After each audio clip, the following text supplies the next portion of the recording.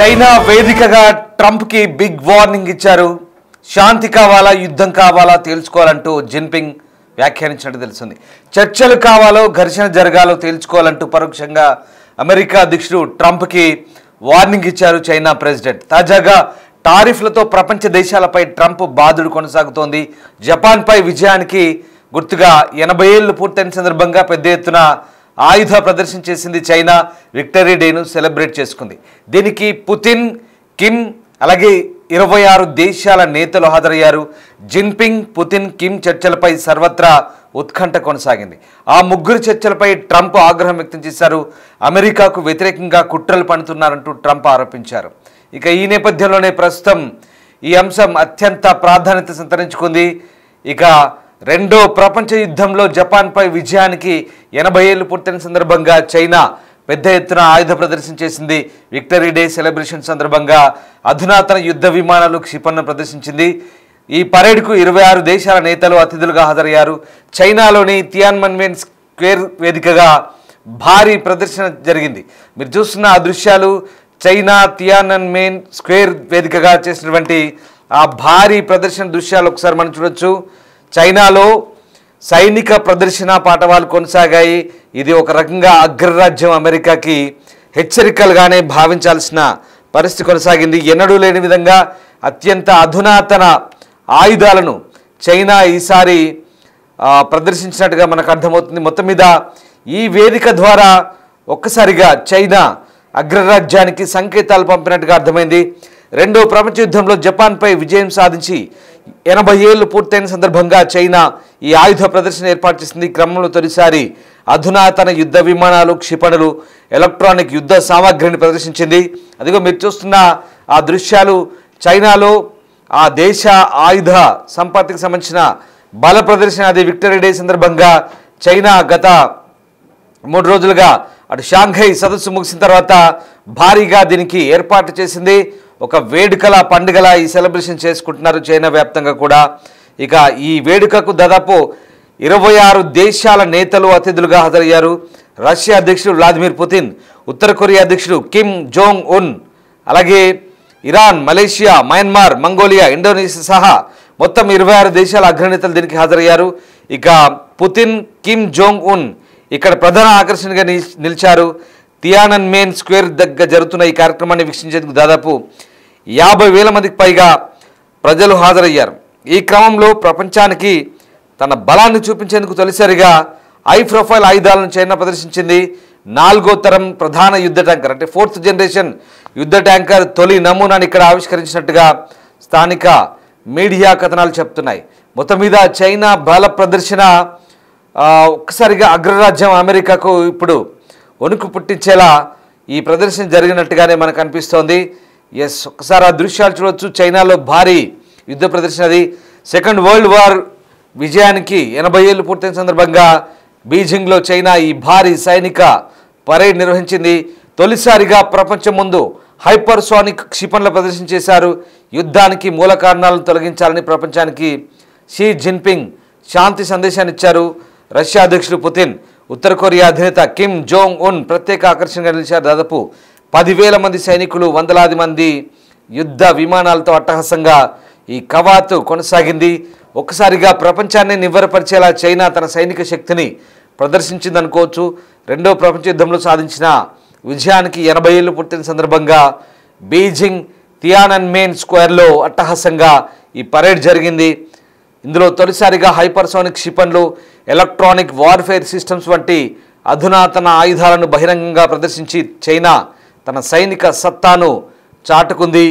ఇక ఈ భారీ కవాతులో 10,000 మంది పైగా సైనికులు, 100కు పైగా యుద్ధ విమానాలు, వందలాది యుద్ధ ట్యాంకులు, సాయుధ వాహనాలు పాల్గొన్నాయి. ఈ కార్యక్రమానికి అధ్యక్షత వహించిన చైనా అధ్యక్షుడు షీ జిన్పింగ్ ఓవైపు సైనిక శక్తిని ప్రదర్శిస్తూనే మరోవైపు శాంతి సందేశం ఇచ్చారు. ఆధునిక కాలంలో విదేశీ దురాక్రమణపై చైనా సాధించిన తొలి సంపూర్ణ విజయం అంటూ చెప్తున్నారు. చారిత్రక విషాదాలు పునరావృతం కాకుండా యుద్ధానికి మూల కారణాలను తొలగించాలంటూ ప్రపంచ దేశాలకు పిలుపునిచ్చారు. ఇక మరోవైపు రష్యన్ ప్రెసిడెంట్ వ్లాదిమిర్ పుతిన్, అలాగే north Korean president Kim Jong Un సహా ఇరాన్, పాకిస్తాన్, మయన్మార్, ఇండోనేషియా వంటి దేశాల నుంచి దాదాపు 2 డజన్లకు పైగా ప్రపంచ నాయకులు హాజరయ్యారు. ఈ పరేడ్లో ఐక్యరాజ్య సమితి ఆధ్వర్యంలో పనిచేసిన చైనా శాంతి సైనికులకు తొలిసారిగా ఇందులో భాగస్వామ్యం కల్పించారు. ఇక 2035 నాటికి చైనాను పూర్తిస్థాయి ఆధునిక సోషలిస్ట్ దేశంగా మార్చే లక్ష్యంతో పీపుల్స్ లిబరేషన్ ఆర్మీ దేశ పునరుజ్జీవానికి ఆధునీకరణకు వ్యూహాత్మక మద్దతు ఇవ్వాలంటూ జిన్పింగ్ స్పష్టం చేశారు. ఈ వేడుకల ద్వారా చైనా తన చారిత్రక వారసత్వాన్ని గుర్తు చేసుకోవడంతో పాటు సైనిక సామర్థ్యాన్ని ప్రపంచానికి తెలియజెప్పిందంటూ నిపుణులు చెప్తున్నారు. మొత్తం మీద చైనా చేసిన ఈ సైనిక బల ప్రదర్శన ఒకసారిగా అగ్రరాజ్యం అమెరికాకి ఒక రకంగా కంటి మీద కునుకు లేకుండా చేసింది.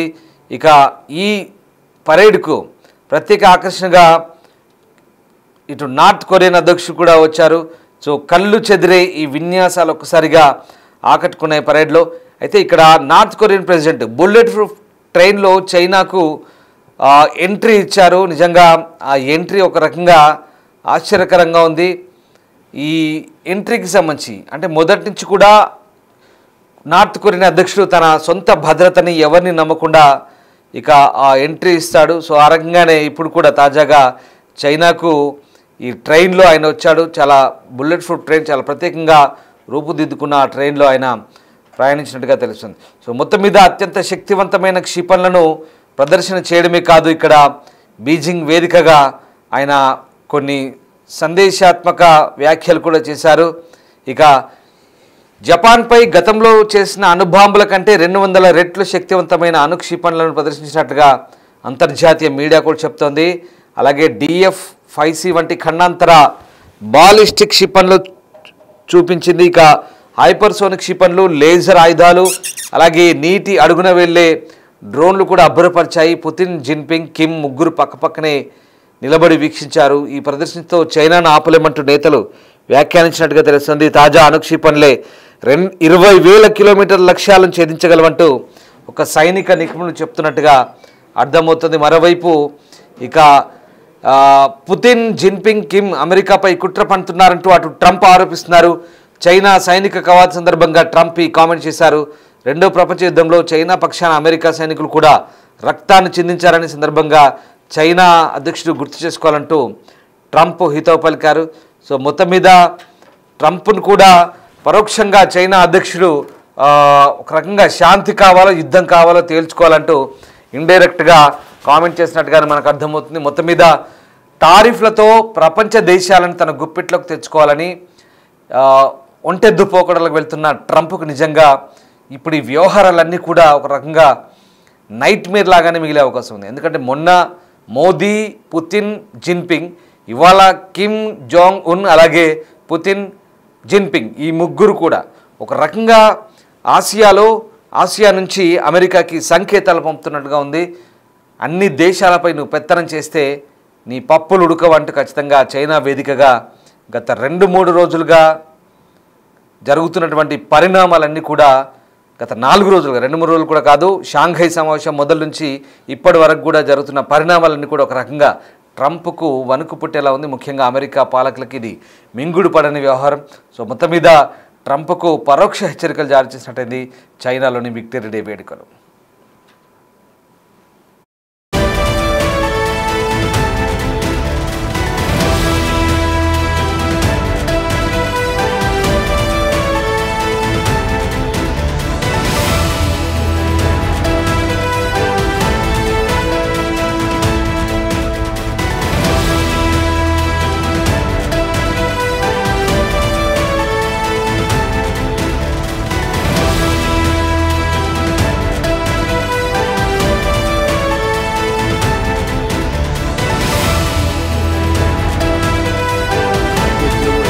Shows and also did a number of truths, long truths, I think pretty poignant truths. No, I was very active over the weekend. They also knew I went out to visit some people at the club that I own pretty nearby on the Potomac River. And no, I've been very active actually over the weekend. I didn't hear that one. That's pretty serious stuff. Well, it's fake news. You know, it's just it's so fake. That's why the media has so little credibility. I knew they were saying, like, is he okay? How's he feeling? What's wrong? I said, I just left.